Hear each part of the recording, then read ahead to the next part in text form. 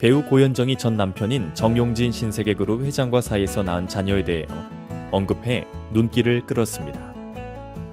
고현정은 27일 방송된 TVN 예능 프로그램 유 퀴즈 온 더 블럭에서 애들은 보고 사는지 궁금해하는 분들이 많다 며 엄마라는 사람은 그냥 편해야 하는데 그건 제게 언감생심이라고 털어놨습니다.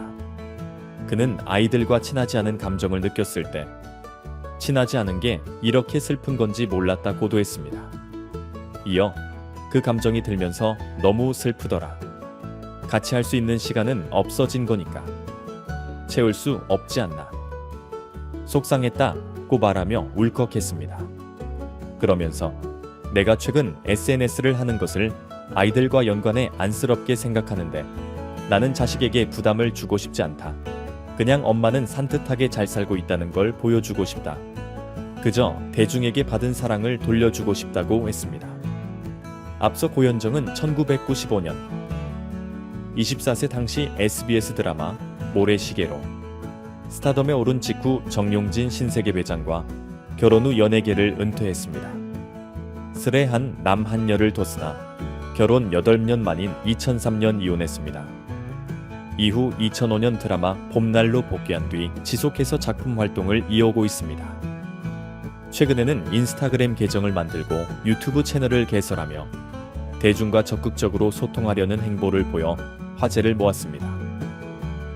고현정은 모래시계를 언급하며 반응이 뜨거웠던 드라마였는데 그때 제 인생의 다음 장을 시작하는 시즌과 겹쳐서 사람들이 원할 때 뚝 끊고 결혼한다고 가버렸다며 집중적으로 연애를 한 시기여서 드라마 촬영이 연애를 방해하는 일로 느껴졌다고 했습니다. 그러면서 이제 결혼하고 이 일은 그만둘 건이라고 속으로 생각하며 개인 모드로 들어갔었다고 했습니다. 고현정은 한참 인기를 끌던 시기 결혼한 것에 대해 첫 아이를 갖기 직전에 모래시계에 대한 반응을 뒤늦게 접하고 죄책감이 들면서 내가 뭐 한 거지 싶더라 하며 너무 무책임했다. 완벽하게 최선을 다해 산 줄 알았는데 누수가 나고 있는 걸 그때야 느꼈다고 했습니다. 이어 계속 눈물이 났는데 누구와도 같이 울지 못했다며 공감해주는 분들이 별로 없었다고 했습니다. 고현정은 20대 당시 연애를 회상하기도 했습니다. 고현정은 갑자기 연애하게 됐는데 연애가 그렇게 재밌는 줄 몰랐다며 아무 생각도 안 들고 연애에 홀랑 빠졌다고 했습니다. 그러면서 연애할 때 엔도르핀이 나와서 밤새고도 일하겠더라며 세상이 뜻한 대로 다 되는 것 같았다고 했다. 사랑이 훅 왔다가 20대를 온통 물들였다.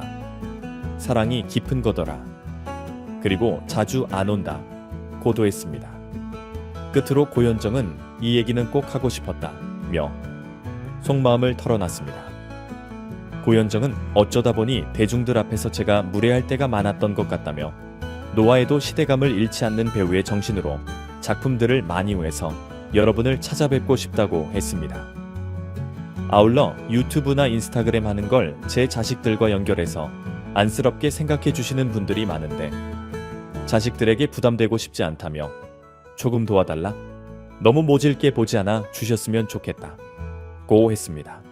또 여러분과 같이 71년생 한국에서 태어난 고현정이라는 사람으로 잘 가고 싶다. 오해 많이 안 해주셨으면 좋겠다. 고 했습니다. 고현정 씨의 이혼과 관련해 여러 소문이 나돌았습니다. 그중 하나는 그녀가 시댁에서 왕따를 당했다는 이야기였죠. 고현정 씨와 정용진 씨는 여행에서 처음 만나 사랑에 빠졌고 결혼까지 이르게 되었습니다. 하지만 정용진 회장의 어머니인 이명희 회장이 이 결혼을 강하게 반대했다는 소문이 있었어요. 결혼 생활 동안 여러 논란이 불거졌고 이러한 이유로 고현정 씨가 불리한 조건에서 이혼을 권유받았다는 이야기도 들려옵니다. 그 당시 고현정 씨와 관련된 여러 소문 중에서 특히 주목받았던 것은 그녀가 인사동 스타벅스를 소유하고 있다는 이야기였습니다. 왜 하필 인사동 지점이 언급되었는지는 명확하지 않았지만 이 소문은 많은 사람들 사이에서 빠르게 확산되었습니다. 그러나 스타벅스 코리아는 신세계와 미국 본사가 각각 50%의 지분을 가진 합작회사로 특정 매장의 소유권을 개인에게 넘기는 것은 불가능한 구조입니다.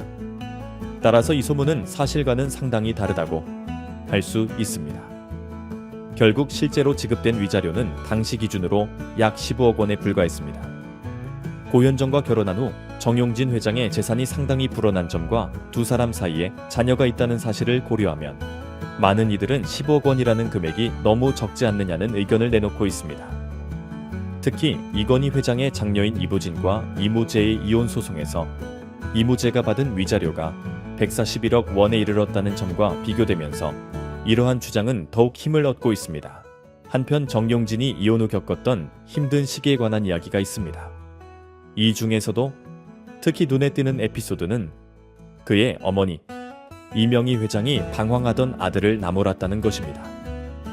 그녀는 정용진에게 정신을 차리고 사업에 몰두하라는 뜻으로 한겨울에 한남동에 있는 집에서 양재동에 위치한 이마트 양재점까지 뛰어서 출퇴근하라고 했다는 소문이 퍼져 있습니다.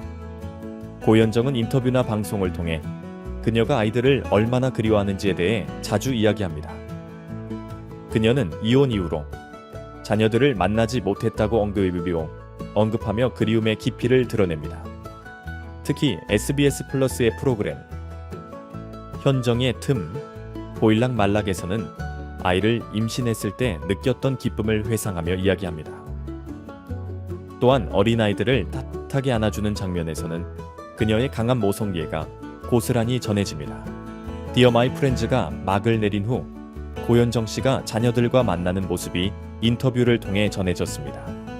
이혼을 했더라도 부모가 자녀들과 만나는 것을 법적으로 막을 수 없기 때문에 고현정 씨가 자녀들과 시간을 보내는 것은 지극히 자연스러운 일입니다.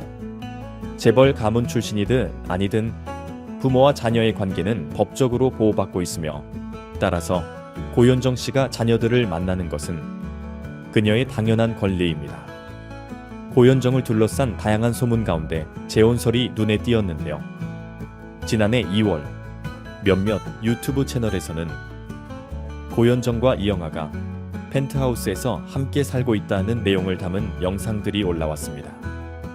이 유튜버들은 고현정과 이영하가 정식으로 재혼하지 않고 동거 중이라며 두 사람의 소속사가 사생활 보호를 이유로 공식적인 입장을 밝히지 않기로 했다고 전했습니다. 또한 이 정보가 고현정 소속사의 직원에게 확인된 것이라며 고현정이 신혼을 즐기기 위해 배우 활동을 중단할 것이라는 근거는 없는 주장까지 덧붙였습니다. 최근 인터넷에서는 여러 유튜버들이 고현정과 관련된 잘못된 정보를 퍼뜨리며 논란을 일으켰습니다. 이들은 그녀의 재혼, 동거, 은퇴 및 신혼집에 관한 내용을 다루었으나 모두 사실이 아님이 드러났습니다. 이러한 이야기는 단순히 조회수를 노리는 허위 정보에 불과했습니다. 양측 소속사에서도 이와 같은 소문이 전혀 근거 없은 이유들이 없음을 명확히 밝혔습니다.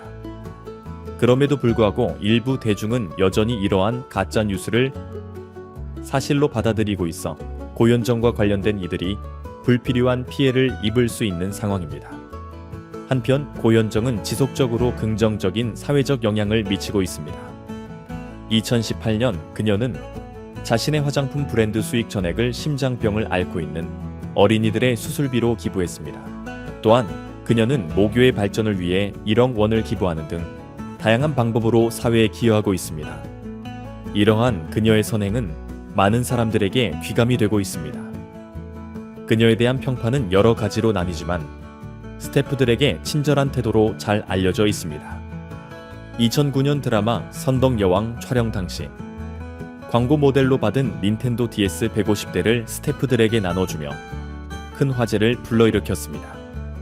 그 이후에도 드라마 대물과 영화 미스고 촬영 현장에서 밥차를 마련하고 선물을 준비하는 등 스태프와 후배들에게 각별한 배려를 아끼지 않았다는 훈훈한 이야기가 전해졌습니다.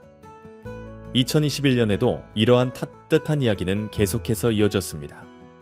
이번 영상 여기까지입니다. 시청해주셔서 감사합니다. 많은 의견을 남겨주세요. 그럼 다음 시간에 또 만납시다.